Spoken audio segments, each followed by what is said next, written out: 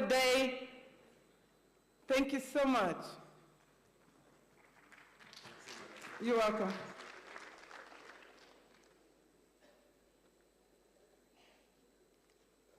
Assalamu alaikum wa rahmatullah.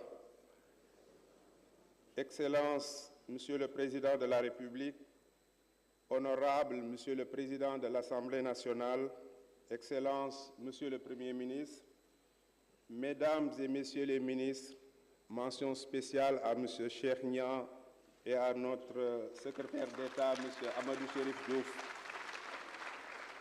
Honorables députés, particulièrement les députés de la diaspora, Mesdames et Messieurs les membres du corps diplomatique accrédité au Sénégal, honorables invités, Mesdames et Messieurs, en vos rangs, qualité et grade, tout protocole respecté, Assalamu alaikum wa rahmatullah. C'est avec une profonde émotion et un sentiment de responsabilité que je prends la parole devant vous aujourd'hui au nom de nos compatriotes établis en Afrique du Nord, au Royaume du Maroc particulièrement, et plus largement au nom de cette diaspora sénégalaise qui porte haut les couleurs de notre nation. Nous sommes plusieurs millions de Sénégalais dispersés sur les continents, portant dans nos cœurs l'amour indéfectible de la patrie. Au Maroc, pays frère qui nous accueille avec hospitalité, nous sommes 200 de milliers à œuvrer quotidiennement, non seulement pour notre épanouissement personnel, mais aussi et surtout pour contribuer au développement du Sénégal. La diaspora sénégalaise n'est pas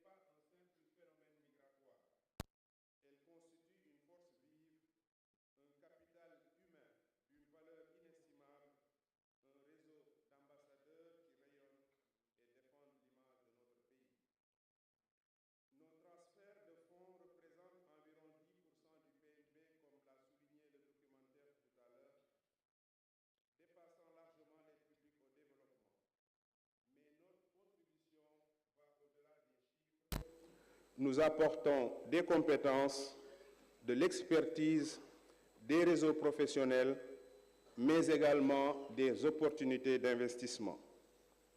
Excellence, Monsieur le Président de la République, permettez-moi d'aborder avec franchise les défis auxquels notre diaspora est confrontée. Le défi de l'immigration irrégulière demeure une vraie plaie ouverte. Trop de nos jeunes, désespérés par le manque d'opportunités, continuent de risquer leur vie sur les routes migratoires périlleuses. Chaque embarcation qui chavire, chaque jeune qui périt dans le désert, c'est une partie de notre âme qui s'éteint. Cette hémorragie humaine interpelle notre conscience collective et exige des réponses structurelles urgentes. Le défi de l'intégration scolaire dans nos pays d'accueil reste préoccupant. Le défi juridique et administratif demeure un poids lourd à alléger chez nos compatriotes pour leur éviter ce cercle vicieux de l'irrégularité qui les plonge dans des situations économiques les moins supportables dans un contexte économique déjà difficile. Entre autres sujets, la réforme du Code de la famille est une nécessité parce que nos compatriotes vivant dans les pays d'Afrique du Nord souffrent drastiquement de cet aspect. Le défi de la double appartenance est également crucial. Comment rester sénégalais tout en s'intégrant dans nos sociétés d'accueil? Comment transmettre notre culture à nos enfants nés à terre étrangère? Comment maintenir nos liens avec le pays quand la distance et les contraintes économiques nous éloignent? Face à ces défis, Excellence, Monsieur le Président de la République, des enjeux majeurs se dessinent pour faire de la diaspora un levier de transformation véritable dans l'agenda Sénégal 2050. L'enjeu de la gouvernance migratoire. Nous avons besoin d'une politique migratoire cohérente, concertée avec la diaspora, qui protège nos ressortissants et facilite leur mobilité. Les accords bilatéraux avec nos pays d'accueil doivent garantir nos droits et notre dignité. Le Maroc, avec qui nous partageons des liens historiques et fraternels profonds, pourrait être un partenaire privilégié dans cette dynamique. Dans ce sens, d'ailleurs, nous célébrons ce 26 décembre à Marrakech le 60e de la Convention d'établissement entre le Sénégal et le Maroc, et 60e auquel, Monsieur le Président, vous avez voulu bien apporter votre parrainage par le biais de l'Institut Tombouctou du Dr Bakary Samb.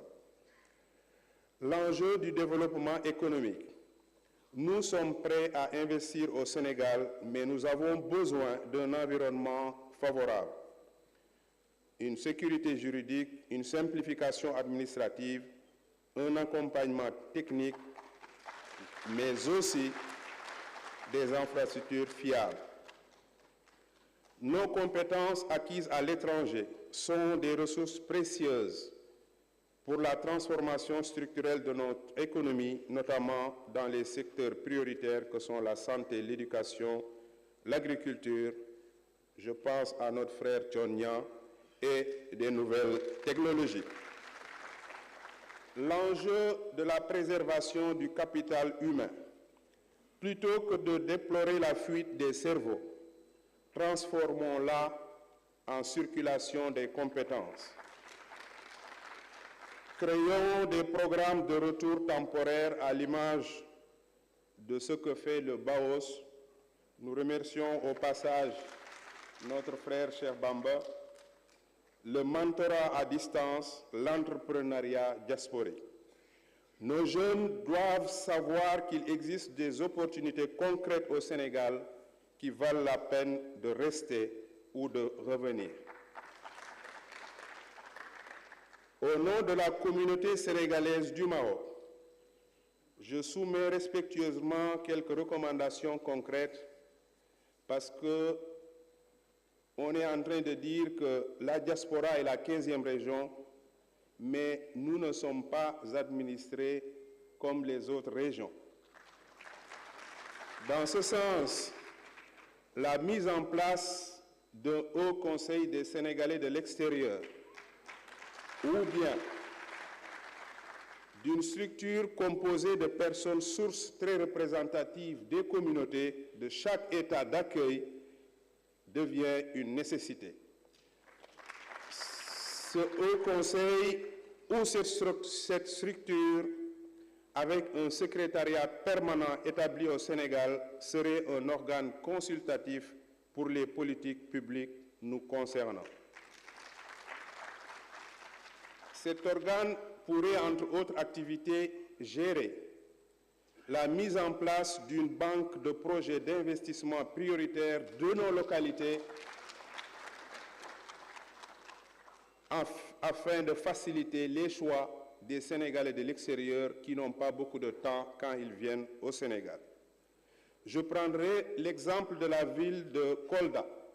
On y était au mois de février pour la journée, la foire de l'emploi vert, autant pour moi.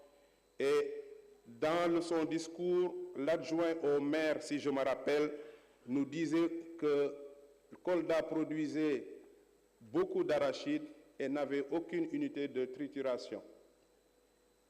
Là aussi, ça pose un problème, c'est comme pour l'anarcade et le miel. Ce phénomène est sûrement valable pour toutes les régions dont les migrants sont originaires. La mise en place aussi d'une mutuelle de santé et d'une assurance, comme l'ont dit mes prédécesseurs, assurance, disais-je, de décès rapatriement de corps des Sénégalais de l'extérieur à travers une structure qu'on appellerait agence de santé ou caisse des Sénégalais de l'extérieur à l'image de celle de la France, financée par un prélèvement sur les transferts de fonds de la diaspora et à son heure.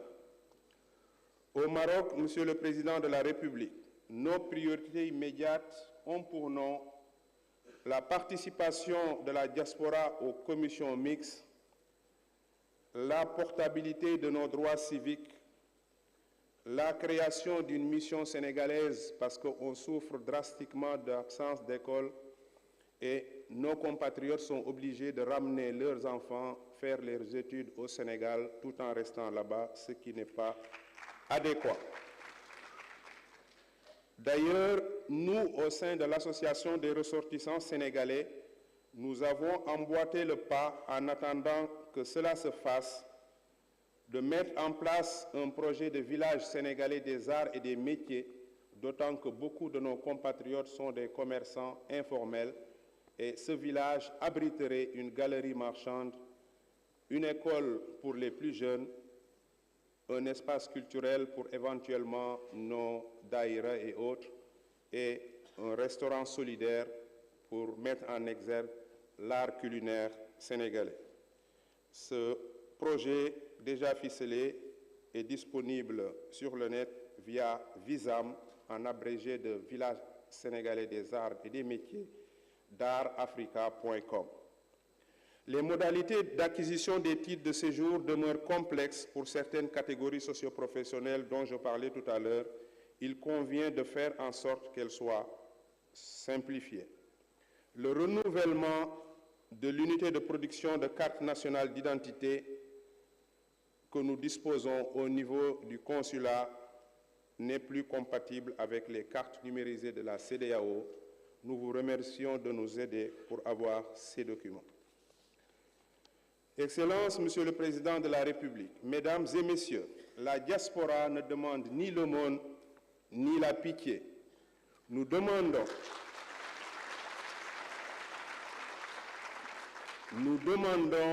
simplement d'être reconnus comme des partenaires à part entière dans la construction du Sénégal de demain. Nous voulons un pacte renouvelé entre l'État et sa diaspora, fondé sur la confiance mutuelle, le respect et l'action concrète. Nous sommes prêts à retrousser nos manches, à mobiliser nos ressources, à partager nos expertises. Mais nous avons besoin que le Sénégal nous tende la main, nous facilite la tâche et nous fasse sentir que nous sommes chez nous, même étant loin. Le Sénégal d'antan nous a appris la fierté de nos racines. Le Sénégal d'aujourd'hui doit nous offrir la possibilité d'être les bâtisseurs de notre avenir commun. Car la vraie richesse d'une nation ne se mesure pas seulement à ses ressources naturelles, mais à la force de ses fils et filles, où qu'ils se trouvent. Depuis le Maroc, terre d'accueil et de fraternité, nous tendons la main au Sénégal, notre mère patrie. Ensemble, faisons de notre diaspora non pas un problème à gérer, mais une solution à mobiliser, non pas une fuite à déplorer, mais un pont à construire entre le Sénégal et le monde. Vive la coopération entre le Sénégal et le Maroc, vive la diaspora sénégalaise, vive le Sénégal. Je vous remercie de votre attention. Merci. Merci, M. Babacar Dièye, président de l'Association des ressortissants sénégalais au Maroc, représentant le département Afrique du Nord. Nous voulons vous rappeler, Mesdames et Messieurs, que le temps de parole est limité à 5 minutes. Merci beaucoup encore une fois. Nous voulons vous retrouver dans quelques jours en Tanger pour soutenir nos Lions qui jouent pour la CAN de football. Et justement, parmi ceux qui vont défendre nos couleurs, il y a Sadio Mané, le Niancho international de football. Nous saluons aussi Demba Ba, ancien international de football.